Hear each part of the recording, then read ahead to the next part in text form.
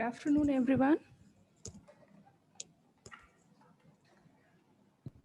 I'm audible. Good afternoon, ma'am. Okay, so today we will have the Yes, ma'am.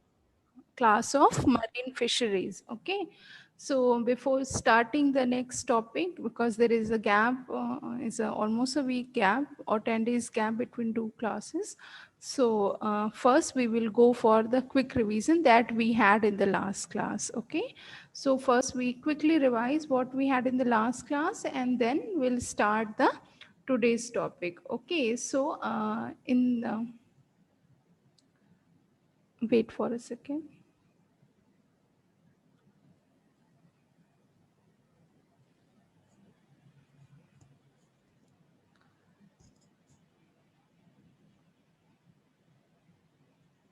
Okay, so in last class we basically studied about the different zones or the reasons or the realms and the marine environment or the ocean. Okay, we have and the division or the zones that we have studied, they are basically based on the topography. Okay, we have studied the vertical and the horizontal zonation of the surface water, and we have also seen the zonation on the bottom. Okay, surface and bottom, we have seen all the zonation, even the demersal also. Okay, so what we have seen in these are the different zones we have seen in the pelagic realm or the pelagic zone. There is a two division.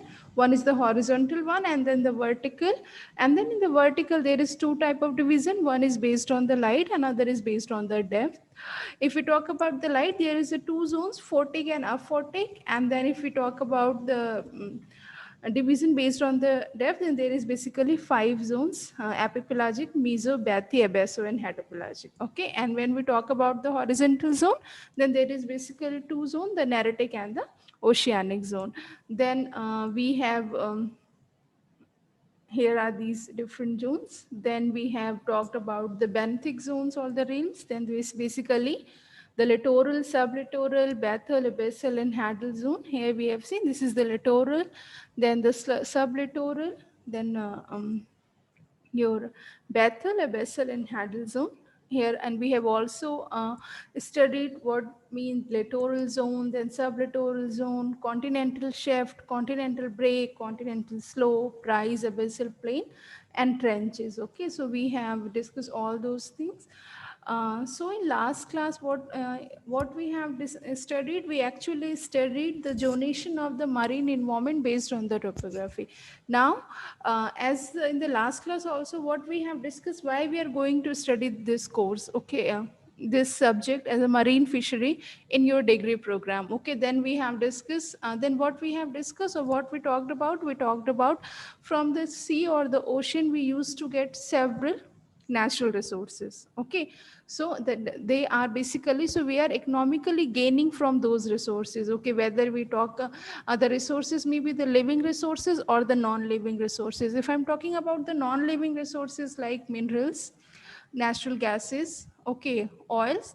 And if you talk about the living resources, the very best example is the marine fishes. Okay, and the marine or the aquatic animals of food interest. Okay, so basically we used to harvest the living and the non-living resources from the ocean or the sea, basically the sea which have adjacent to the mm, country or the state.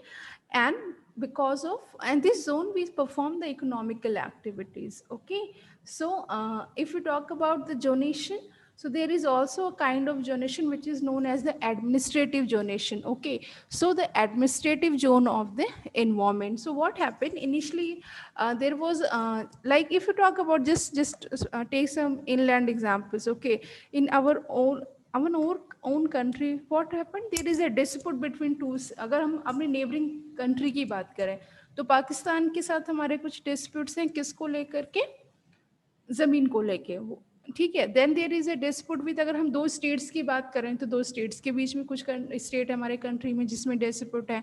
कुछ states ऐसे हैं जिसमें पानी को लेके disputes हैं. अगर हम क्या कहते हैं इवन अगर आप सब अपने विलेज या अपनी कॉलोनी की बात करें तो आपस में भी क्या होता है कि there is a dispute between the land, okay, कि ये अच्छा ये हमारा इतना हमारा है इतना आपका है, दूसरी पार्टी कहती है नहीं नहीं इतना हमारा है और उतना आपका है। So basically there is a conflict on the आपका उस पर कब्जा कितना है, आपको क्या कहते हैं कि कितना आप उसको यूज कर सकते हैं या यूटिलाइज कर सकते हैं। तो same happen with the sea also, ठीक है। अलग अलग कंट्रीज हैं, जैसे बेसिकली जब दो कंट्रीज के बीच में जो एरिया है, दो नेबरिंग कंट्रीज हैं, कोस्टल कंट्रीज हैं या दो ऐसी कंट्रीज हैं जो आइलैंड बेस्ड कंट्रीज हैं, उनके बीच का जो एरिया है बहुत मोस्ट उनमें क्या होता है कि बहुत ही रिपीटेड कन्फ्लिक्ट शुरू होने लगा, नहीं हम यहाँ तक एक्सप्लॉइट करेंगे, या दूसरी कंट्री है वो उनके एरिया में जाके ऑपरेशन स्टार्ट किया, या फिर सिक्योरिटी थ्रेट भी है। सपोज नेबरिंग कंट्री है, उनके साथ आपके टर्म्स अच्छे नहीं है, बट दे आप तो क्या कहते हैं सिक्योरिटी थ्रेट भी हैं, उनके जो वॉरशिप्स हैं वो आपके एरिया के, आप कोस्टल स्टेट हैं तो शी के थ्रू उनके वॉरशिप आ गए, वो आप पे अटैक कर सकते हैं। तो बहुत सारी जो हैं वो प्रॉब्लम्स स्टार्ट हो गई to recognise the international boundary और द स्टेट बाउंड्री और द एक नेशन की बाउंड्री आपकी ओशन जोन में क्या होनी चाहिए। So there were several convention, okay, then there was a one convention which is known as the United Nation Convention on Law of Sea. Okay, so first convention was in the 1956, then somewhere in the 1960 as आपका third convention हुआ, the third convention was held in the New York in the 1982. In that convention, okay, in that third United Nations Convention on the Law of the Sea, what happened, they actually come with the guidelines, okay, that ki, okay, how the countries, how the different countries or the nations which have these coastal lines or the sea adjacent to them, they can use the resources, okay, or how they can manage the resources without means breaching in the territory of others, or without breaching the rights of the neighboring or other country, okay. So on the basis of that, in that convention, the administrative zonation of the marine environment actually taken place, okay. So this convention actually, it was in the third convention which was given this concept of exclusive economic zone was in the 1982, but this came in the force in the 1994 after 1 year when the Guyana actually became the 60th nation, okay, who signed that treaty, okay. And till 2016 there is 167 countries and the European Union that have joined this convention, okay, because means these are the country which actually follows the rules, okay, or the norms which are set by this law of sea, by the convention on the law of sea, okay. So it was came in force in the 1994. So what is this exclusive economic zone? So first we will see, then we will talk about the exclusive economic zone, taking the example of our country India, okay. So first we will see the law of sea, or the here you just see, okay, there are basically three zones. You just see here, one is the territorial sea, then contiguous zone, then exclusive economic zone, and then the high sea, okay.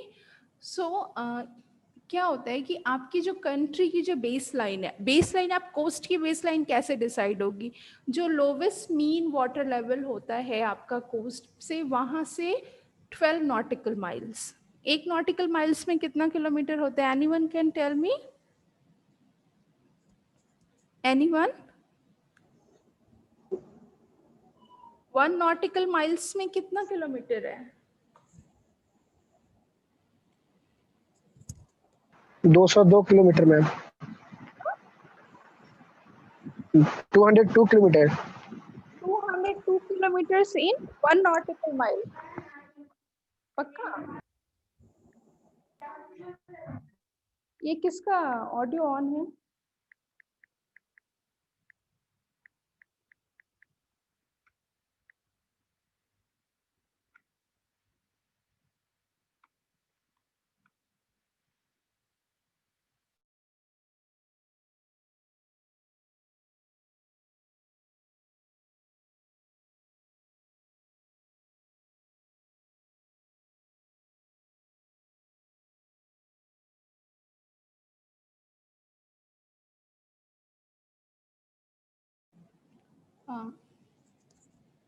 Hello hello, Yes, ma'am. Audible? Yes, ma'am. Okay, थोड़ा सा Yes, ma'am. Connectivity का problem है। Okay, so I am asking कि 1 nautical miles में कितने kilometre होता है? Anyone? 1.8 kilometer. Yes, 1 nautical miles is equal to 1.852 kilometers. Okay, so जो coast base line है किसी भी country की, किसी भी nation की, वहाँ से 12 nautical miles तक का जो area है, that is known as the territorial sea or territorial water.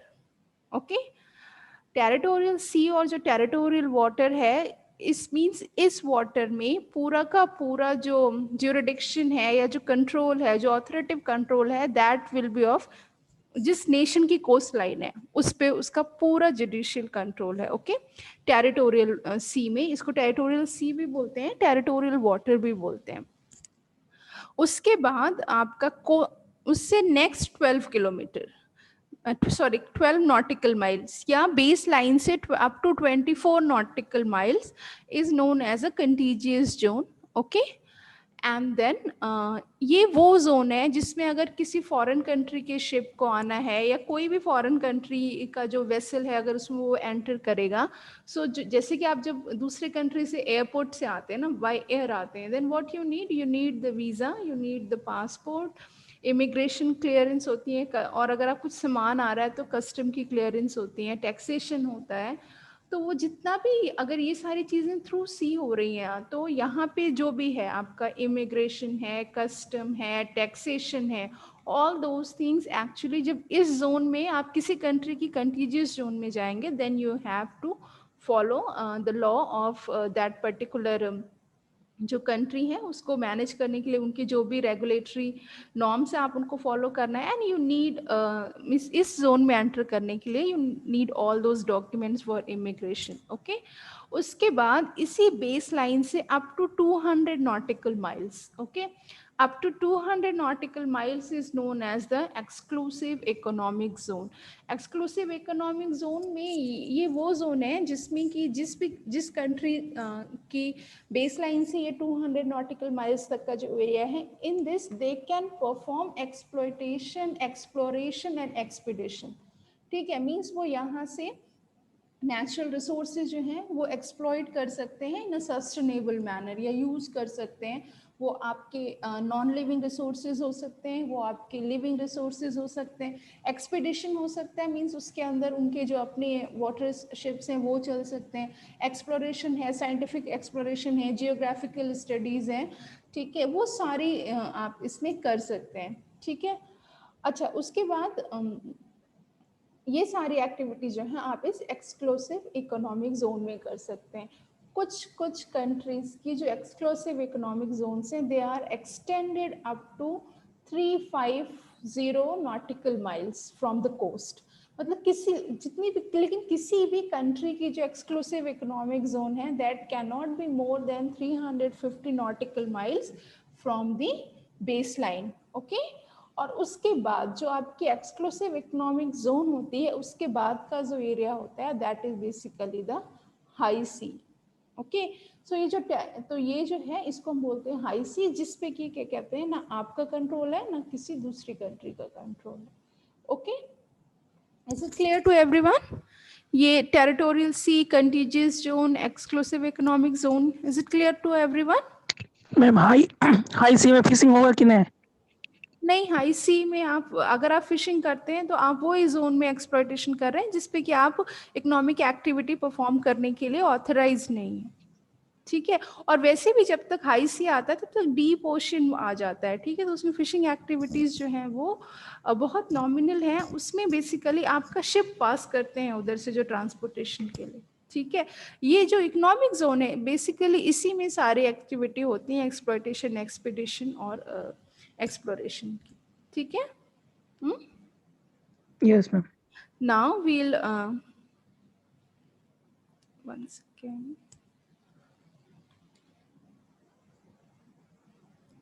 अब हम बात करते हैं अपनी कंट्री की। ओके, जो हमारा इंडिया का एक्सक्लूसिव इकोनॉमिक जोन्स है. सो आप ये ब्लू रीजन दिख रहा है, is it clear to everyone? Yes और no? Yes, ma'am. Is it clear to everyone? Yes, ma'am. Yes, ma'am. ये जो है ये आपकी कंट्री की कोस्ट लाइन है, ठीक है. उसके बाद देखिए एक लाइट ब्लू कलर का एरिया दिख रहा है, फिर एक पिंक लाइन है, ठीक है, और उसके बाद फिर ये ब्लू लाइन है.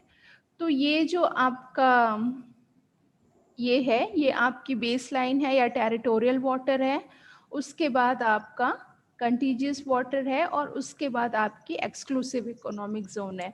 तो अगर आप यहाँ से देखना शुरू करें तो ऑलमोस्ट कोस्ट से सबकी जो डिस्टेंस आ रही है वो 200 नॉटिकल माइल्स है. देख रहे हैं, इधर देखिए, यहाँ सीधा सीधा यहाँ से देखिए महाराष्ट्र के मुंबई से जस्ट नीचे एकदम 200 नॉटिकल माइल्स. फिर जैसे जैसे मैप में इधर टेरिटोरी मतलब दब रहा है मैप में, ये भी इस तरफ इंक्लाइन हो रहा है. देन समवेयर हेयर जो है ये एक्सक्लूसिव इकोनॉमिक जोन ऐसे बढ़ जाती है. क्यों? Anyone can explain me? वहाँ पे आइलैंड होगा मैम, छोटा मोटा. कौन सा आइलैंड होगा? Anyone?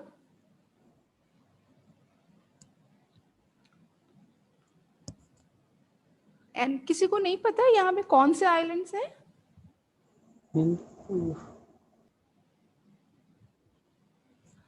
Please. Arabian sea ma'am. ये तो सी है ना, यहाँ में जो आइलैंड्स हैं Lakshadweep island, ma'am Lakshadweep islands. Okay, so ये जो लक्षद्वीप आइलैंड है, इस आइलैंड पे किसका कब्जा है? Basically they are the union territory of India. ओके, तो जब ये यूनियन टेरिटरी है तो यहाँ पे जो आइलैंड है, अब जब यहाँ से एक्सक्लूसिव इकोनॉमिक जोन नापी जाएगी, so base line will start from this island. Okay, और फिर यहाँ से 200 नॉटिकल माइल्स पे 200 नॉटिकल माइल्स तक इंडिया की एक्सक्लूसिव इकोनॉमिक जोन है. इसलिए इस पर्टिकुलर जोन में आप देखिए जो ये जो ब्लू रीजन है वो इंक्रीज हो गया. क्यों? क्योंकि अब जो आपकी बेस लाइन से जो 200 नॉटिकल माइल्स की डिस्टेंस जो मेजर होगी वो यहाँ से आपके क्या कहते हैं केरला कोस्ट से नहीं होकर के आपकी जो लक्षद्वीप के जो आइलैंड्स हैं वहाँ से होगी. ओके, उसके बाद अगर फिर हम आते हैं इधर देखिए, फिर अगर तमिलनाडु की तरफ देखिए तो यहाँ में क्या है, there is one problem, there is another neighbouring country Sri Lanka. ठीक है, तो अगर हम यहाँ से 200, अगर हम ये जो आपका यूनियन कन्वेंशन को, यूनाइटेड नेशन का जो कन्वेंशन है, अगर हम उसको मानते हैं तो हम इस पॉइंट से there is a one point which is known as Dhanushkodi. Okay, जो धनुषकोडी टर्मिनल है, अगर हम धनुषकोडी से, that is a place in the Tamil Nadu, अगर हम धनुषकोडी से 200 नॉटिकल माइल्स नापते हैं तो आधा या करीब आधे से ज्यादा जो ऊपर वाला श्रीलंका का हिस्सा है उस पर हमारा कब्जा है. ठीक है, और फिर तो श्रीलंका भी वही मानती है भाई, फिर श्रीलंका के लिए भी तो सेम रूल है ना. तो श्रीलंका के लिए भी उसका जो पॉइंट है that is Talaimannar. Okay, यहाँ पे एक पॉइंट है that is known as a Talaimannar. So अगर तलाई मन्नार से वो 200 नॉटिकल माइल्स नापते हैं तो फिर आधा तमिलनाडु भी उनका है. ओके, सो जब ऐसी सिचुएशंस आती हैं जहाँ पे 200 नॉटिकल माइल्स के बीच में ही दो स्टेट्स आ जा, दो नेशंस आ रहे हैं, दो कंट्री आ रहे हैं, तो वहाँ पे डिवीजन कैसे होगा? ठीक है, तो बेसिकली वहां पे डिवीजन के लिए क्या होता है, both the country needs to settle on 50%.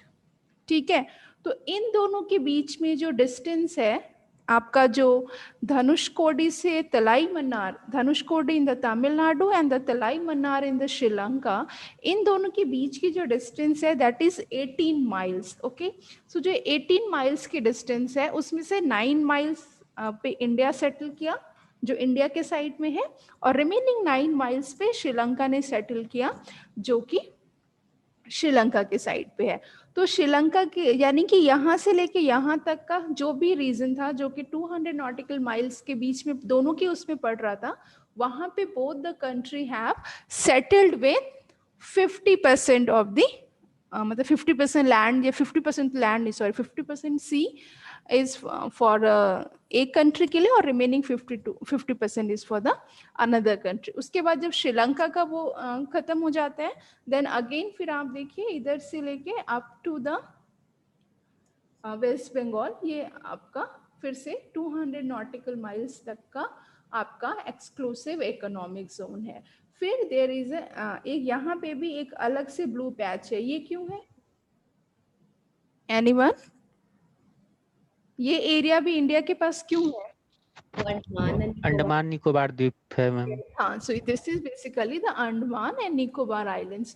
So जो Andaman and Nicobar islands, they are the union territory of our country. तो यहाँ पे भी जो है, सो यहाँ पे जो आपका ये अंडमान आइलैंड्स है और ये आपके निकोबार आइलैंड्स हैं। तो जो अंडमान आइलैंड से भी आपका 200 नॉटिकल माइल्स, और फिर इधर पे जो है आपका निकोबार से भी 200 नॉटिकल माइल्स पे जो है आपका डिवीजन है। So this is the exclusive economic zone of our country. Clear हो गया सबको? यस और नो? अच्छा, यस मैम। अच्छा ये देखिए, आपको पता है जब बांग्लादेश और का जब फ्रीडम का स्ट्रगल चल रहा था, जब बांग्लादेश इंडिया से अलग हुआ, तो क्या हुआ था उस वक्त? बांग्लादेश को कौन सपोर्ट कर, मतलब बांग्लादेश जब अलग हो रहा था तो बेसिकली तब इस पे ये पाकिस्तान का कंट्री था, तो उनको सपोर्ट में उस वक्त यूनाइटेड नेशन ने एक शिप भेजा था यहाँ से, ठीक है, और ये बीच से यहाँ से वो यहाँ जा सकता था। क्यों जा सकता था? क्योंकि ये एक वो है फ्री एरिया है, हाई सी एरिया है। ये इंडिया की एक्सक्लूसिव इकोनॉमिक जोन में आ रहा है, ये इंडिया की एक्सक्लूसिव इकोनॉमिक जोन में आ रहा है, लेकिन ये एरिया फ्री है, तो यहाँ फ्री पैसेजेस हैं, इसमें किसी भी फॉरेन कंट्री के जो हैं वो वेसल्स जा सकते हैं, इंक्लूडिंग द वॉरशिप। ओके, तो अगर इंडिया ऐसा करता, या इंडिया के पास जैसे यहाँ पे अंडमान एंड निकोबार आइलैंड्स हैं, यहाँ पे भी एक आइलैंड होता, सपोज यहाँ पे भी एक आइलैंड होता, तो इस आइलैंड के 200 नॉटिकल माइल्स पे जो है आपका भारत का कब्जा होता, इधर से भी 200 नॉटिकल माइल्स पे होता, इधर से भी होता, और इधर से तो अंडमान के साथ आइलैंड के साथ मिल रहा है। लेकिन फॉर्चुनेटली ऐसा नहीं है। तो होता क्या है कि बहुत सारे countries including India artificial islands बनाते हैं, सी में बनाते हैं या नहीं बनाते हैं? इंडिया ने भी अरेबियन सी में एक आर्टिफिशियल आइलैंड बनाया, आपको उसका नाम पता है? एनीवन? Yes, anyone? अच्छा, आपको ये पता है कि इंडिया ने अरेबियन सी में एक आर्टिफिशियल आइलैंड एस्टेब्लिश किया है? यस और नो? I am Audible? तो अरेबियन सी में इंडिया ने एक आर्टिफिशियल आइलैंड बनाया है, उस आइलैंड का नाम है Bombay high. Okay, artificial island बनाने के बहुत सारे रीजंस होते हैं। कुछ कंट्री सिक्योरिटी पर्पज से बनाती है, because they have a threat from the neighbouring country, ठीक है। कुछ कंट्रीज वहाँ से वो अपना सिक्योरिटी मॉनिटरिंग करती हैं, ठीक है, उनकी जो कोस्ट गार्ड है, उनकी जो नेवी है। कुछ कंट्रीज क्या है, जैसे आपको यहाँ पे जो आपका एक्सक्लूसिव इकोनॉमिक जोन है उस पे ही कहीं पे मिनरल्स के लिए वहाँ पर स्टेशन, मिनरल्स की खुदाई करनी, वहाँ से निकालना है, या नेचुरल ऑयल्स हैं, नेचुरल गैसेस हैं, तो ठीक है वहाँ पे वो स्टेशंस लगाते हैं, या फिर रिसर्च स्टेशन भी बनते हैं ना, जो आपकी क्या कहते हैं ओशन, और क्या कहते हैं ओशियनोग्राफिक स्टडीज़ के लिए, और जो भी आपका बायोटिक उसमें फ्लोरा फौना है उनकी स्टडी के लिए कुछ कंट्री रिसर्च स्टेशंस भी बनाते हैं। तो आर्टिफिशियल आइलैंड जो है वो बनाते हैं। तो सपोज इंडिया यहाँ पे एक आर्टिफिशियल आइलैंड बना लेता है अंडमान और इसके बीच में, तो आर्टिफिशियल आइलैंड बना लेगा, तो क्या ये एरिया इंडिया का हो जाएगा? इस आर्टिफिशियल आइलैंड से 200 नॉटिकल माइल्स चारों तरफ, तो क्या ये एरिया इंडिया का हो जाएगा? यस और नो? और कोई ओपिनियन तो दे ही सकते हैं ना, अगर यस हो जाएगा या नहीं होगा। I am audible? Yes, no, वो एरिया नहीं होगा मैम। क्यों नहीं होगा? क्यों? क्योंकि नेचुरल नहीं है, नेचुरल नहीं है, हाँ। आर्टिफिशियल मेड जो भी आइलैंड्स हैं वो क्या कहते हैं, जो आपका यूनाइटेड नेशन का जो कन्वेंशन है ऑन द लॉ ऑफ सी, उसमें इन्होंने ये मेंशन किया है कि आर्टिफिशियल आइलैंड बना के आप फिर अपनी जो ज्यूरिडिक्शन है सी पे वो बढ़ा नहीं सकते। क्योंकि मान लो अगर ऐसा हो तो इंडिया यहाँ पे एक आर्टिफिशियल आइलैंड बनाए, फिर उससे 200 नॉटिकल माइल्स के बाद एक और बना ले, फिर वहां से करते करते पता चला कि पूरी दुनिया में जितना समुद्र है उससे भारत का ही कब्जा है। और अगर भारत बनाएगा तो कुछ दूसरी कंट्रीज हैं लाइक अमेरिका है, रशिया है, वो तो और भी तेजी से कर सकते हैं ना ये काम। ओके, जो डेवलप्ड कंट्रीज हैं, तो वो जो आपका कन्वेंशन है उसमें ये फिक्स किया गया कि आर्टिफिशियल आइलैंड कंस्ट्रक्ट करके आप आर्टिफिशियल आइलैंड कंस्ट्रक्ट कर सकते हैं फॉर एक्सप्लोइटेशन, एक्सपीडिशन और रिसर्च के लिए, एक्सप्लोरेशन के लिए आप अपने स्टेशन बना सकते हैं उन पे। बट उस आर्टिफिशियल आइलैंड के बेसिस पे आप अपना ज्यूरिडिक्शन नहीं बढ़ा सकते, अपनी जो एक्सक्लूसिव इकोनॉमिक जोन है वो आप नहीं एक्सटेंड कर सकते। ओके अच्छा, अब आप मुझे ये बताइए कि मैंने अभी आपको बताया कि ये जो है बिकॉज ये जो अंडमान एंड निकोबार आइलैंड्स हैं यहाँ पर क्योंकि इंडियन टेरिटरी के अंदर है, इसलिए यहाँ से 200 नॉटिकल माइल्स पे हमारा एक्सक्लूसिव इकोनॉमिक जोन है। फिर यहाँ पर ये एक्सक्लूसिव इकोनॉमिक जोन यहीं पे क्यों टर्मिनेट हो जा रहा है, और यहाँ पर भी ये एक्सक्लूसिव इकोनॉमिक जोन क्यों टर्मिनेट हो जा रहा है? क्योंकि यहाँ से यहाँ तक की डिस्टेंस 200 नॉटिकल माइल्स है, लेकिन यहाँ से यहाँ तक की डिस्टेंस तो उतनी नहीं है। आप सिंपल अपीयरेंस से भी देख सकते हैं ना कि ये डिस्टेंस 200 नॉटिकल माइल्स नहीं हो सकते अगर आप इस डिस्टेंस से करें, तो ऐसा क्यों है? मैम अदर कंट्री का कोई आइलैंड होगा मैम। हाँ, यहाँ पे कौन सी कंट्री है, यहाँ पे किसकी एक्सक्लूसिव यहाँ पर हमने किस कंट्री के साथ अपने एक्सक्लूसिव इकोनॉमिक जोन जो है 50% शेयर की है? कोई बताएगा?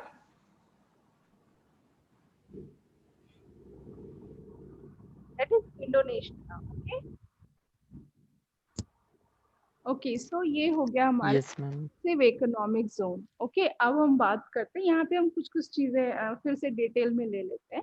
ये जो एक्सक्लूसिव इकोनॉमिक जोन है यहाँ से शुरू हो रही है, जो आपकी सबसे पहले जो रेड लाइन है, this red line is basically the territorial water और टेरिटोरियल सी, इसको मैरीटाइम बेल्ट भी कहते हैं। This is 12 nautical miles from base line, then contiguous is 24 और उसके बाद up to 200 nautical miles it is the exclusive economic zone which is also known as patrimonial zone. Why patrimonial means होता है parental.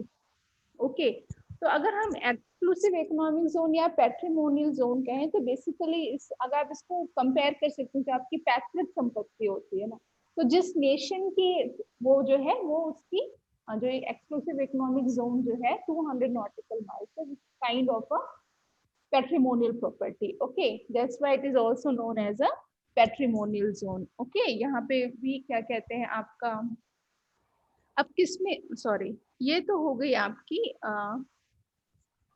हमारे, फिर हमने देखा यहाँ पे श्रीलंका की, क्योंकि बहुत ही नजदीक है, यहाँ पे 200 माइल्स का जो नॉटिकल माइल्स की जो डेफिनेशन हम उसको फॉलो नहीं कर सकते, सो 50% पे सेटल हुआ।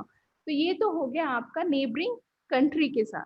अब कोई मुझे ये बताएगा कि क्या विद इन द स्टेट में भी ऐसा कुछ है, जैसे कि अगर हम इंडिया की बात करते हैं, अभी तक हम इंडिया की इंटरनेशनल बॉर्डर्स पे बात कर रहे थे, now we are talking about with in the India. अब हम कोस्टल स्टेट है हमारे बहुत सारे, ईस्ट कोस्ट पर हैं और वेस्ट कोस्ट पर हैं। ईस्ट कोस्ट पर आपके कौन कौन से हैं? वेस्ट बंगाल है आपका, उड़ीसा है, आंध्र प्रदेश है, तमिलनाडु है। वेस्ट कोस्ट पे कौन कौन से हैं आपके? केरला है, कर्नाटका है, महाराष्ट्र है और गुजरात है।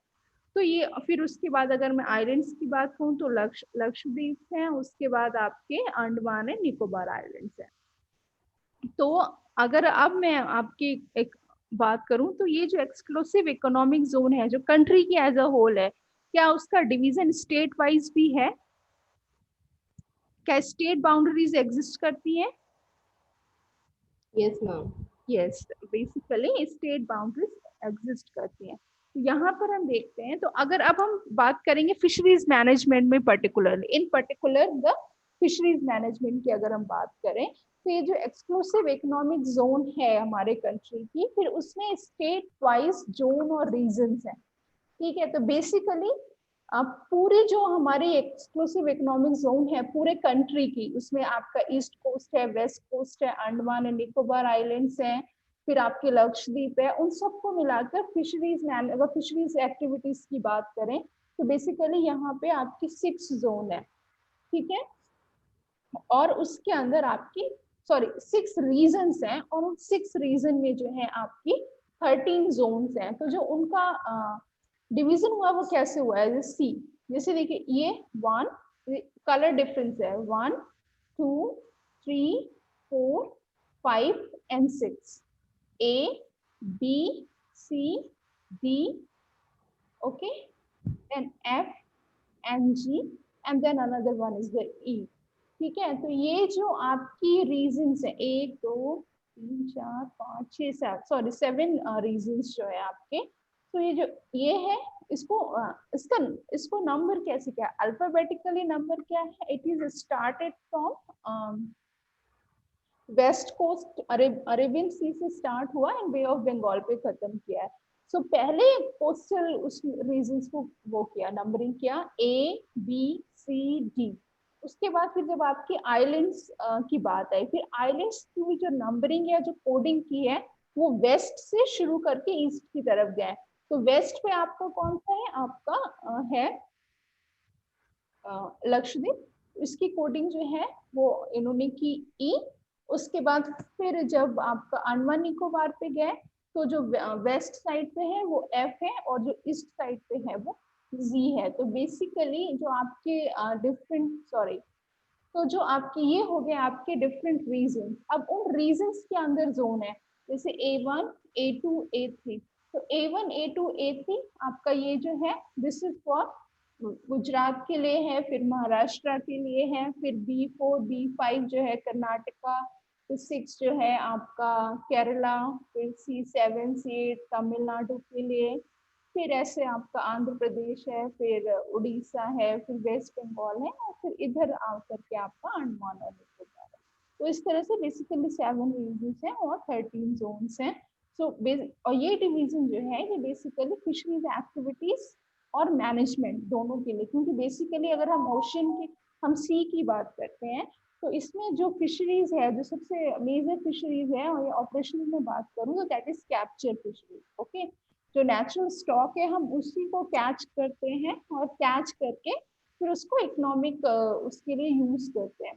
तो अगर वो कैच जो है वो सस्टेनेबल नहीं होगा, अगर आप एक ही जगह से बार बार स्टॉक आके कहते हैं अनकंट्रोल्ड मैनर में आप वहां से फिशिंग कर रहे हैं, ब्रीडिंग सीजन में भी नेटिंग कर रहे हैं, ठीक है, तो क्या होगा कि एक सर्टेन टाइम के बाद आपका जो स्टॉक है वो एक्सप्लॉइट हो जाएगा, वो खत्म हो जाएगा, या डिप्लीट हो सकता है, पूरा का पूरा खत्म हो सकता है। तो ये जो जोन्स बनाई गई हैं उसमें से जो आपकी है यूनियन टेरिटरीज हैं, पर्टिकुलरली अंडमान निकोबार और आपके जो लक्षद्वीप है, उस पर जो कंट्रोल है वो सेंट्रल गवर्नमेंट का है।